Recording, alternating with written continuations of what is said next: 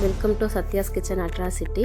இன்றைக்கி நம்ம சேனலில் நெத்திலி கருவாடு தொக்கு செய்ய போகிறோம். எப்படி செய்யலான்னு பார்க்கலாம் வாங்க. தேவையான அளவுக்கு கருவாடு எடுத்துக்கலாம். அதோட தலைப்பகுதியை நல்லா க்ளீன் பண்ணி எடுத்துக்கலாம், அது வேண்டாம்.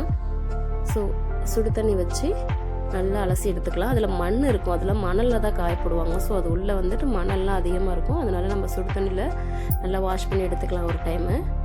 நெக்ஸ்ட்டு பச்சை தண்ணியை ஊற்றி 2-3 டைம் நல்லா க்ளீன் பண்ணி எடுத்துக்கோங்க. அதில் இருக்கக்கூடிய அழுக்கெல்லாம் போயிடும்.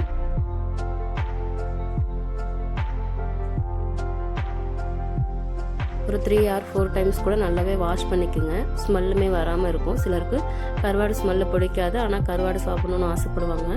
ஸோ அவங்களுமே இந்த மாதிரி ஸ்மெல் வரக்கூடாது அப்படின்னா ஒரு 4-5 டைம் நல்லா வாஷ் பண்ணிக்கோங்க. இப்போ கருவாடு தொக்கு எப்படி செய்யலான்னு பார்க்கலாம் வாங்க. 4 டீஸ்பூன் நல்லெண்ணெய், எண்ணெய் நல்லா சூடேறினதுக்கப்புறம் ஒரு 1/4 டீஸ்பூன் வெந்தயம். வெந்தயம் பொரிஞ்ச உடனே ஒரு கொத்து கருவேப்பிலை ஆட் பண்ணிக்கோங்க.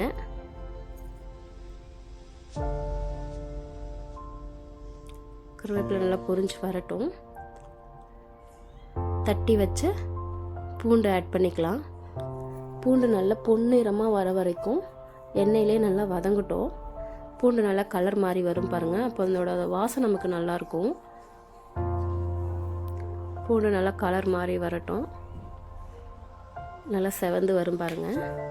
அந்த ஸ்டேஜுக்கு வந்ததுக்கப்புறம் நம்ம ஆனியன் ஆட் பண்ணிக்கலாம். பாருங்கள், இந்த ஸ்டேஜுக்கு வந்த பிறகு நறுக்கி வச்ச சின்ன வெங்காயத்தை ஆட் பண்ணிக்கலாம். ஆட் பண்ணி சின்ன வெங்காயம் நல்லா வதங்கி வரட்டும்.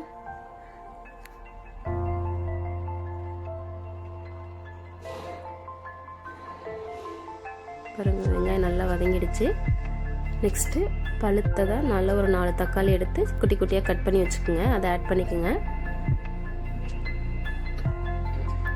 ஆனியனோடைய நல்லா பெரட்டி எடுத்துக்கோங்க. தக்காளி நல்லா வதங்கி வரட்டும். கிரேவிக்கு தகுந்த உப்பு, மசாலா ஐட்டம்ஸ் ஆட் பண்ணிக்கலாம். 1/4 டீஸ்பூன் மஞ்சள் தூள், 1/2 டீஸ்பூன் மிளகாய் தூள், 2 டீஸ்பூன் கொத்தமல்லி தூள்,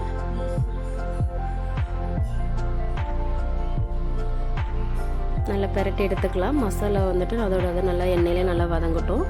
மசாலாவோட பச்சை வாசனை போகிறதுக்கு நம்ம 1 டம்ளர் தண்ணி ஆட் பண்ணிக்கலாம். நல்லா கொதியட்டும். இந்த மசாலாலாம் நல்லா உருண்டு வரட்டும்.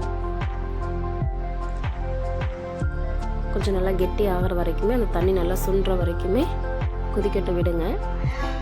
பாருங்கள், இந்த ஸ்டேஜ் வந்த உடனே நம்ம கருவாடு வேகிற அளவுக்கு கொஞ்சமாக தண்ணி, ஒரு 1/4 டம்ளர் தண்ணி ஊற்றிக்குங்க.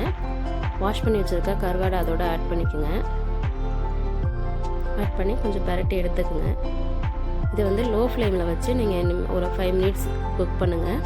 எண்ணெய் நல்லா பிரிஞ்சு மேலே வரும். ஸோ கருவாடு வேகணும்ல, இந்த ஸ்டேஜுக்கு வரட்டும். எண்ணெய் நல்லா பிரிஞ்சு மேலே வந்துருச்சு பாருங்கள். ஸோ கருவாடுமே நல்லா வெந்திருக்கும். அந்த கிரேவியோட கருவாடு நல்லா வெந்திருக்கும். ஸோ அந்த டேஸ்ட் வேறு லெவலாக இருக்கும். நீங்களும் இதை மாதிரி ட்ரை பண்ணி பாருங்கள். சூடாக சாப்பாட்டில் இந்த கருவாட்டு தொக்கு வச்சு சாப்பிட்டு பாருங்கள், சூப்பராக இருக்கும். இந்த வீடியோ பிடிச்சிருந்தா நீங்களுமே ட்ரை பண்ணி பாருங்கள். எப்படி இருந்ததுன்னு கமெண்டில் சொல்லுங்கள். இந்த மாதிரி நிறைய வீடியோஸ், இந்த கருவாட்டு தொக்கை பழைய சாதத்தோடு வச்சு சாப்பிட்றதுக்கும் அருமையாக இருக்கும். நீங்கள் சாப்பிட்டு பாருங்கள். தேங்க்ஸ் ஃபார் வாட்சிங்.